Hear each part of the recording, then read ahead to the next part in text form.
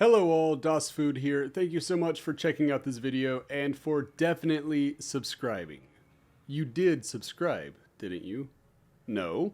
Oh well, you can still stay. I like you. Now, when we look at the history of Dead by Daylight, most DLC they've added to the game, which the devs call chapters for those unaware, has actually been fairly well received. If you look on Steam, the Xbox Store, or anywhere else you can get DVD chapters, you'll see that most have congregate reviews ranging from mixed to overwhelmingly positive. Lots of 3, 4, and 5-star reviews with very few bombs in between. But that's not to say there haven't been any bombs. Just now, some people are unhappy about the FNAF chapter for a multitude of reasons, so that inspired me to look back at other chapters that set sail amidst rough waters. As a quick disclaimer, I am a big fan of Dead by Daylight and don't necessarily hate any of these chapters. All I'm doing here is listing that they were controversial, stating why that was, and then offering a brief statement on whether or not I think the general community was in the right or the wrong with how they evaluated things. So, without further ado, let's kick this off with one of the most surprising controversies, that being number 1, Hellraiser. On paper, this should have been a solid if unspectacular addition to Dead by Daylight. Players had wanted Pinhead and his gang of Hell Priests for years, so the announcement that he was on his way should have made for an exciting time for everybody involved. Even better, his power looked rather fun, and by the way, was rather fun, so there was a gameplay reason to be excited too, and not just a situation where people are hyped up because of nostalgia. So then, why was it controversial? That's easy and can be summed up with 3 letters. NFT. Just when everybody was ready to celebrate Pinhead's arrival in the entity's realm, news came out that the license holders for Hellraiser were going to release a line of Pinhead NFTs. Because who wouldn't want to spend thousands of dollars on this dumbass picture of Needle Noggin, right? Not great, I know, but what's the big deal? I mean, there are already companies scamming dummies by selling them pictures of ugly monkeys and other things, so what's the harm in one other desperate, unethical company? And therein lies the crux of the issue. It wasn't just that the license holders were selling NFTs, it's that they were using the model of Pinhead created by behavior for Dead by Daylight. In essence, this meant that whether they were stoked about it or not, the devs were complicit in aiding this questionable venture. And even worse, players who paid real-world money for this chapter, which you have to pay real-world money for licensed chapters, they were kinda sorta supporting something that the vast majority of them despised. This was such a big deal that nobody even stopped to complain about how bare bones the chapter itself was. No Kirsty Cotton as a survivor, no labyrinth map to play on, and no cosmetics for iconic Cenobites not named the Chatterer. Back in my day, we called something like this a paragraph and not a chapter, but I digress. I'm not going to go down that rabbit trail. No, people didn't have time to care about these things because they were just that incensed about the NFT situation. And if you're curious as to why people were so angry about stupid little pictures of Pinhead, the gist of it is that the process of creating and selling NFTs is apparently pretty bad for the environment. I didn't know a whole lot about this prior to looking into it for this video, so yeah, I mean, as per usual, I am way behind. But it seems like the whole process of supporting the blockchain pumps a pretty ludicrous amount of CO2 into the environment. So, that's obviously not ideal. With players being so angry, they took 2 main routes to show their displeasure: boycott the DLC and spam storefronts with negative reviews. And you know what? It seems like the plan generally worked, which can't be said for most internet boycotts. As of today, Pinhead NFTs are still available, but not the ones using Behavior's model from everything I could find. Additionally, we never got another Pinhead skin after launch, which more or less confirms that the controversy pretty much killed the relationship between Behavior and Boss Protocol, who were pumping out these NFTs. Lastly, the rights to the first film went back to Clive Barker in early 2022, which, keep in mind, this came out in late 2021, so that means he had final say on all things related to the film at that point, in the US at least. So with all that out of the way, was the hate deserved?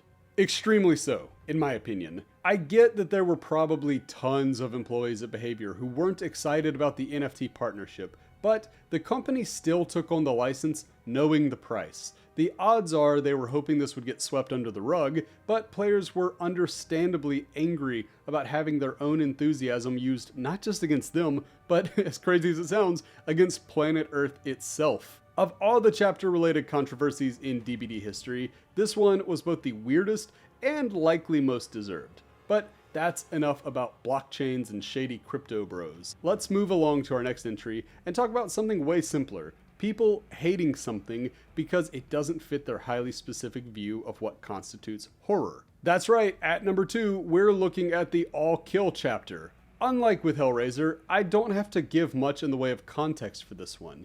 There's no need to explain things happening outside of the game so that this one will make sense, as the controversy more or less explains itself. So with that in mind, why was all kill controversial? Simply put, some people didn't like this chapter because they hated the Trickster. Not his power, not his perks, probably not even his lore. They hated Trickster because he was a conventionally attractive pop star with obnoxiously loud outfits and loads of personality. That's it. That was the issue. Sure, there were some who were disappointed that the chapter didn't come with a map, and, you know, that's generally fair, but as a counterpoint, how about this? Most maps that are released are actually pretty bad, so maybe we dodged a bullet here? I don't know.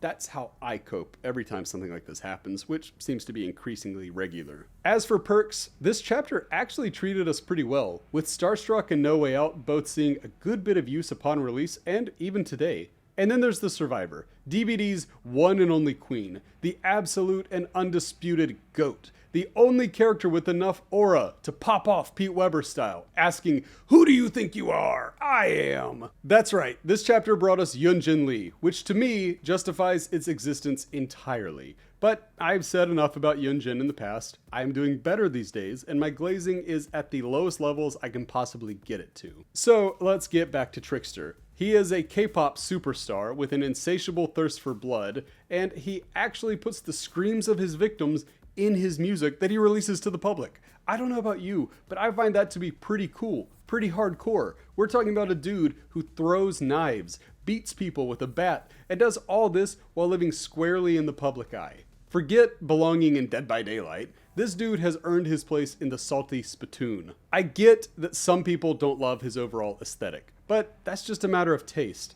K-pop fans have a bad reputation, and I understand not wanting to court them to the game, but I just can't agree with the anti-Trickster crowd. He is pop star Patrick Bateman, and I find that fascinating. So, was the hate deserved? No, I don't think so. People are allowed to like what they like, of course, but for me personally, this chapter works perfectly fine, and I'm happy that it was included in the game for obvious reasons. If you don't like Trickster, that's cool, but be warned that this dude has a shocking amount of shooters, and they will come for you. Just my friendly advice. But, you know, sometimes I think that may just be the issue. Maybe I'm too friendly, too positive, too hunky-dory. I've certainly been told that over the years, so let's change course a little bit. Let's talk about a chapter I really don't like, and I think you all know where I'm going with this.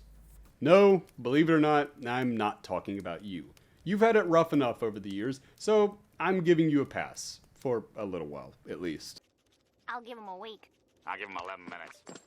No, instead, I wanted to talk about somebody else. That's right, Freddy, you sack of shit, get in here. It's your turn. Number 3 is the Nightmare on Elm Street chapter. Words cannot even express how much I've grown to loathe this chapter. Remember when I said at the start that being on this list doesn't necessarily mean I personally hate a chapter? Well, throw that out the window, because the first roast wasn't enough for the cream demon, and I've got a lot to say. Let's start with the obvious. This, actually ass homunculus isn't Freddy Krueger. The guy in the original Nightmare films, that's Freddy. The guest character in Mortal Kombat 9, sure, still Freddy. The person that makes an appearance in the Goldberg sitcom, of all things? Yeah, okay, somehow still Freddy. But this guy? This isn't Freddy. This is somebody else entirely. Call him Sharp Hand Joe. Call him Diddy. I don't care. Just don't call him something he's not. Rather than eccentric, overpowered, and overall demonic like he is in the films, we got the direct antithesis of this character. No voice lines, no creative dream powers, no aura. Except for that little thing he does after landing a hit. That can stay. I like that. Thankfully, I am not alone in hating this chapter. A recent poll conducted by Der Food Institute shows that 100% of respondents agree that this chapter is a bigger pile of crap than that one that Jeff Goldblum stares at in Jurassic Park. Literally everything about it is either bad or undercooked.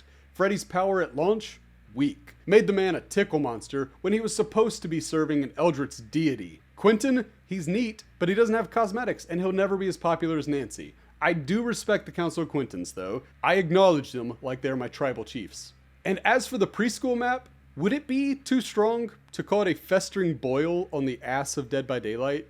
Because that's what I'm gonna do. And again, all of this could have been forgiven if they stuck the landing with the killer himself. We've had bad maps, forgettable survivors, we've had subpar powers, but goodness gracious, this man simply has no appeal. We wanted one of the slasher genre's goats, but what we got instead was the Temu version of a character we all love. Instead of the Dream Demon, we got the Fred-O-File.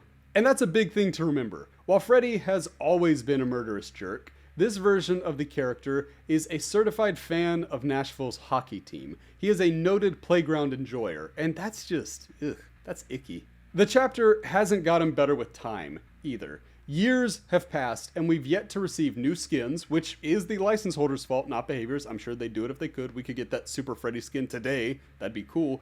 Freddy has had his power reworked several times, and the dog-ass preschool maps were changed to have 5 different variations because I guess one just wasn't bad enough. This whole thing was a mess. So, was the hate deserved? Yes. 1000% yes. This should have been a Jordan-like slam dunk, and instead, it came out about as exciting as an Angel Reese me-bound. This should have been up there as one of the coolest licensed chapters, but instead, it's one of the most forgettable and regrettable. A damn shame through and through.